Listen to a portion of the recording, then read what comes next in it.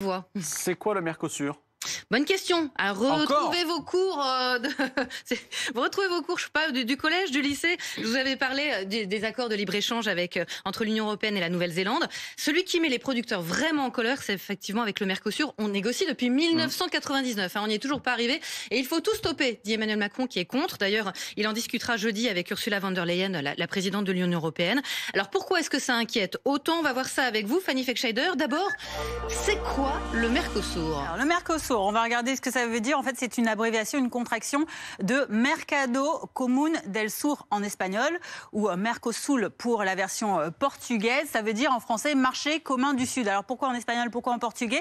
Eh bien parce que en fait, cela concerne, c'est une alliance économique créée en 1991 et qui regroupe plusieurs pays d'Amérique du Sud. 4 pays en sont membres actuellement: le Brésil, le Paraguay, l'Uruguay et l'Argentine. Le Venezuela en faisait partie, mais depuis 2017, elle a été suspendue.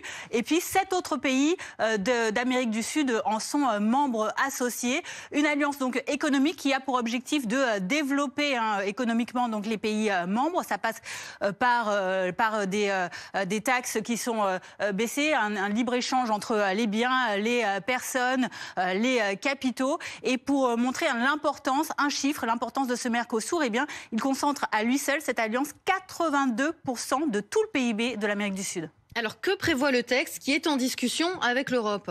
Eh bien, pour le moment, donc vous le disiez, c'est en discussion puisque cette alliance, cet accord entre donc l'Europe et le Mercosur, il a pour objectif de créer une zone de libre-échange qui deviendrait donc, si c'était le cas, la zone de libre-échange la plus grande du monde, en passant notamment par des suppressions des droits de douane à hauteur de 90% des produits qui seraient échangés, et en favorisant des exportations, certaines exportations d'Europe vers l'Amérique du Sud et vice-versa.